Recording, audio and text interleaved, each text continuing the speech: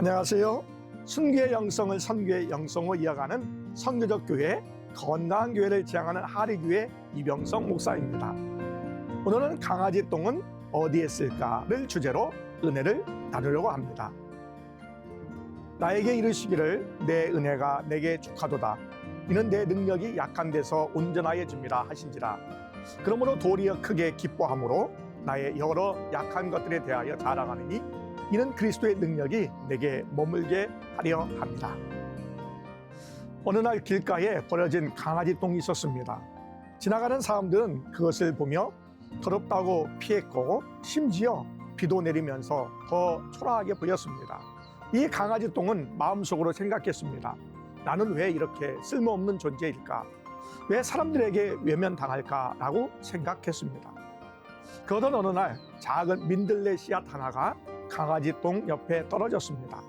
강아지 똥은 자신이 아무 쓸모없다고 생각했지만 시간이 지나면서 민들레가 자라기 위해 꼭 필요한 거름이 되었습니다. 결국 강아지 똥이 있었기에 민들레는 아름다운 꽃을 피울 수가 있었습니다. 이 이야기는 권정생 작가님의 동화 강아지 똥의 내용입니다. 겉으로 보기에 보잘것없는 강아지 똥도 꼭 필요한 존재였습니다. 그리고 마침내 민들레가 활짝 피어나면서 강아지 똥도 기쁨을 경험하게 됩니다. 강아지 똥은 처음에는 자신이 아무 의미 없는 존재라 생각했지만 결국 민들레 꽃이 피어나는 데 없어서는 안 될 중요한 역할을 감당했습니다. 우리도 마찬가지입니다. 때로는 우리의 존재가 하찮고 의미 없어 보일 때도 있지만 하나님은 우리를 통해 반드시 아름다운 열매를 맺으십니다. 때로는 내가 무가치한 존재처럼 느껴지고 아무 역할도 할 수 없는 것처럼 보일 때가 있습니다. 세상의 기준을 보면 우리는 부족하고 연약한 존재일 수 있습니다.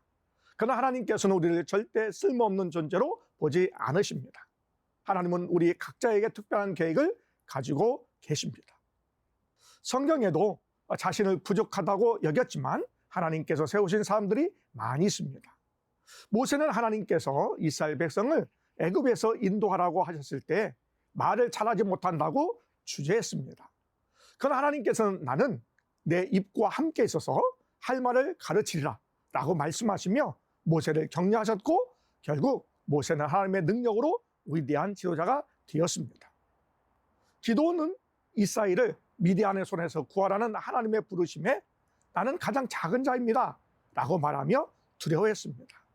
하지만 하나님께서는 내가 반드시 너와 함께하리니 네가 미디안 사람을 치기를 한 사람을 치듯 하리라 고 약속하셨고 결국 기도는 하나님의 인도로 큰 승리를 거두었습니다. 사도 바울은 어떠할까요? 사도 바울은 육체의 가시 곧 몸의 연약함을 가지고 있었습니다. 약한 육체로 사역에 지장을 받거나 의사 누가와 같이 자신을 돌봐줄 사람의 도움이 필요했을 것입니다. 바울은 3번씩이나 기도했지만 응답받지도 못했습니다. 하지만 연약한 바울을 통해서 하나님의 능력이 드러나게 되었습니다. 이처럼 하나님은 우리가 연약할지라도 우리를 통해 일하시고 우리가 상상하지 못한 방법으로 우리를 사용하십니다.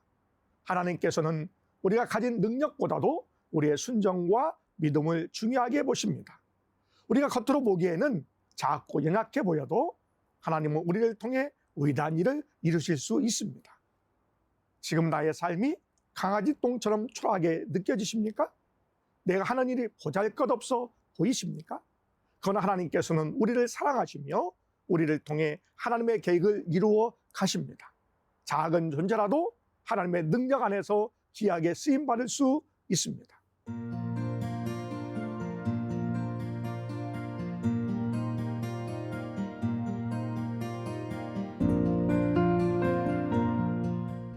강아지 똥도 의미 있는 존재였던 것처럼 우리는 더욱 하나님 앞에 소중한 존재입니다.